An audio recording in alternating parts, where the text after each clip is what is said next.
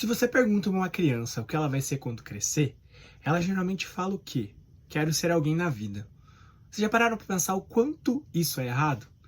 E aí a gente fica pensando, qual é o papel da educação e do ensino superior nesse aspecto todo da nossa formação humana? É o que a gente vai ver hoje no Coisas que eu gostaria de dizer. Olá galera, eu sou o Eduardo e esse é o Coisas que eu gostaria de dizer. Hoje a gente vai trazer uma continuação daquele nosso vídeo anterior falando sobre ensino médio. A gente viu que o ensino médio ele faz uma grande questão de prezar na formação do ser humano, mas vocês já pararam para pensar qual que é a função da graduação nesse aspecto todo?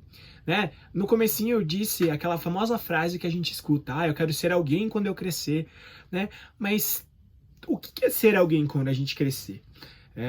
Eu já fiz graduação, agora faço pós-graduação, trabalho com educação corporativa e me vem muito na cabeça e até me incomoda esse fato das pessoas lidarem com essa frase como se elas já não fossem alguém antes, né? Então, qual que é o papel principal da educação superior nessa formação humana?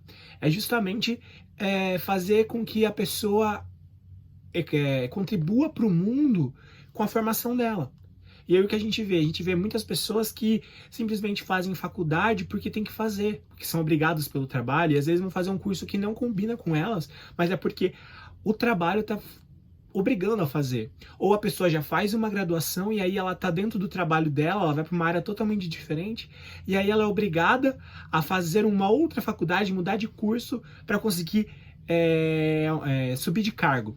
E aí eu fico me perguntando, será que ela realmente vai contribuir com a área dela para alguma coisa se ela está fazendo algo obrigada? Eu acho que não. A Lei de Diretrizes e Bases, ela fala sobre sobre a educação superior, né? Eu vou ler para vocês. Que tem por finalidade divulgar à sociedade a criação cultural e a pesquisa científica e tecnológica originada nas instituições que oferecem a formação na modalidade superior e produzem conhecimento científico, né? Uma lei lá de 1996 que vai autorizar, né, e vai explicar qual é a função do ensino superior, né? Eu vejo que é muito divulgado a importância de você ter uma educação básica, educação infantil, ensino fundamental, ensino médio, mas o ensino superior ele acaba sendo às vezes muito mistificado, como se fosse um ambiente que não fosse para todo mundo, mas ele é justamente para aquelas pessoas que ainda não aprenderam a produzir conhecimento. Até porque no ensino médio a gente tem uma gama de coisas que é justamente o quê? Estudar qualquer tipo de matéria para passar no vestibular e no Enem, para você sim entrar na graduação e fazer um curso que você vai estudar o que você quer. É basicamente essa a premissa de todo curso de graduação, né? Você vai lá para você ser um grande trabalhador, você ser um profissional de alguma área, mas qual que é o problema disso? É uma coisa que está enraizada que a gente não entende, né? Então, você não pensa em quem é esse aluno que chega para o professor de educação superior, até para mim, né, para os meus colegas de educação corporativa, porque a gente tem o mesmo foco, são pessoas que estão querendo trabalhar, né?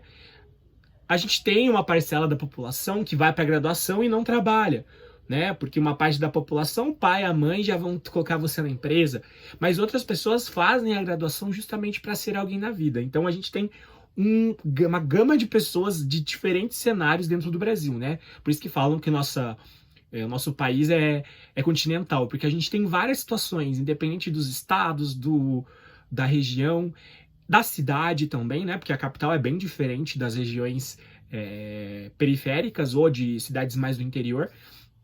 E é justamente isso, né? Eu vi uma palestra esses dias que falava justamente sobre isso, a importância do EAD em cidades que a graduação presencial não chegou, né? E a gente está numa situação que está todo mundo em EAD e aí bate aquele desespero, né? Mas hoje eu não vou falar exatamente do EAD, e sim da graduação no sentido geral, né? Então, o ponto é esse. A pessoa faz curso técnico, graduação, até o treinamento, e basicamente serve para a gente produzir um conhecimento, produzir alguma coisa que a gente queira. Mas a finalidade da graduação é justamente te munir de informações, te munir de conhecimento, para que você possa produzir conhecimento para outras pessoas se basearem em produzirem conhecimentos a partir daquele conhecimento que você gerou. Tá, parece meio confuso, mas é justamente isso. A gente tem que entender que nós temos uma grande comunidade corporativa, né, e de educação. As empresas precisam de profissionais pensantes. Por mais que a gente tenha situações hoje em dia, até que a gente vê que não tem tanto incentivo do governo, esses subsídios que a gente tem das próprias instituições, porque lá no começo do EAD, eram as próprias empresas, as próprias universidades que produziam o EAD, que tinham que dar um subsídio de vagas e de trazer esse conhecimento para os lugares mais periféricos. Então, a finalidade da educação superior é justamente fazer a gente produzir conhecimento. Mas uma grande questão que eu estava me perguntando é como nós vamos produzir conhecimento numa sociedade, que é a nossa brasileira, em que eles colocam a educação como segundo plano, Eu sempre discuto com a minha mãe, discuto no sentido de trocar ideias e que por ela ser pedagoga, ou até com outras pessoas que são pedagogos agora nesse ambiente digital, a gente vai conversando. Inclusive eu estou fazendo um curso que a gente fala com bastante educadores do Brasil inteiro, então a gente troca muitas ideias. É justamente como a gente vai trazer essa mudança de pensamento para o aluno, porque eu também, quando eu fui para a graduação, eu falava, graças a Deus eu me livrei do ensino médio, eu não, achava que eu nunca ia sair, porque durante todo o processo formativo desde criança, a gente foi colocado a educação como uma coisa ruim, mas ela não é uma coisa ruim, ela é o que vai fazer a gente ser melhor. Mas como é que eu vou fazer a pessoa entender isso depois ela passar 17, 18, até mais tempo no ambiente da educação básica, sendo que a gente teve colegas professores que não ensinaram a pessoa a aprender, e aí a gente que tá cheio de energia, não é a maioria, mas a gente que tá cheio de energia, tanto no ambiente corporativo quanto no ambiente da graduação, quer trazer essa educação, E uma das principais coisas que eu penso, e esses dias eu estava fazendo uma das matérias da minha pós, e a professora mostrou o vídeo do Rubem Alves, que ele estava dando entrevista num programa, e a filha dele era pequenininha, a filha adotiva, e ela pergunta muito, e essa é uma coisa de criança, E aí eu questionava a minha mãe, a gente estava conversando justamente sobre quando que a gente parou de questionar, Eu acho que a gente vai no período de educação, na educação infantil, a gente tem tantos artifícios para a criança se estimular, que daí, a hora que ela chega no primeiro ano, ela vai meio que os professores, e até pode ser culpa do currículo, ou até de como a escola está trazendo isso, a criança para de questionar. Chega no ensino médio, você tá com a cabeça assim, não, eu não posso questionar nada.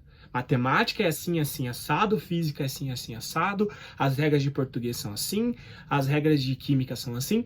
Aí você fica muito numa caixinha. Então, a gente vê que na graduação, o aluno ele tá pensando desse jeito, até no ambiente corporativo, Eles sempre estão atrás de um resultado, E a gente não pode fazer o aluno ir atrás de um resultado, mas a gente tem que trazer o conhecimento para que ele entenda o resultado, não só chegue. Que ele não tire apenas um 9 ou um 10, mas que ele tire 7, mas a gente tenha no coração da gente como educador, como professor, de que ele realmente entendeu o assunto, Então, o nosso grande desafio é fazer o nosso aluno pensar, porque por mais que os artigos científicos e tudo, e toda essa parte do ambiente acadêmico seja muito formal, tudo vem de questionamentos. Então a gente precisa estimular essa pedagogia de questionamento, esse planejamento de questões dentro do ambiente do ensino superior, e até eu falo dos treinamentos, porque é assim que eles vão conseguir passar para frente todo o conhecimento que já foi dado para eles, E para a gente terminar, eu vou dar um exemplo de uma dinâmica que eu faço no treinamento, que eu acho super legal, é o que a gente chama de o que nos motiva, Então a gente sabe que qualquer coisa na nossa vida vai ter uma motivação. Então a gente tem que saber como pegar essa motivação do nosso aluno para que ele possa produzir conhecimento. A gente sabe que a pessoa acorda porque vai ter que trabalhar para sustentar a família, quer fazer uma graduação porque quer subir de cargo porque tem uma família que precisa, ou quer fazer também sonhos próprios. A pessoa quer viajar, quer casar, quer construir a casa, ou quer ficar sozinho mesmo e ter seu espaço. Então a gente sabe que sempre tem uma motivação. Então a gente tem que principalmente estimular o questionamento, por mais que as pessoas já estejam desacomodadas com isso, e também pensar no sonho do seu aluno, né? No que motiva ele para que você possa colocar a sua matéria, né? Ou a sua disciplina e trazer um aspecto mais colaborativo no aprendizado daquele seu aluno. Gente, esse foi um vídeo um pouquinho mais longo, mas eu acho que eu consegui trazer todos os aspectos que eu queria, né? Agradeço todo mundo. Não esqueçam de curtir, compartilhar, comentar, né? Manda para aquelas pessoas que vocês acham que é interessante saber disso, né?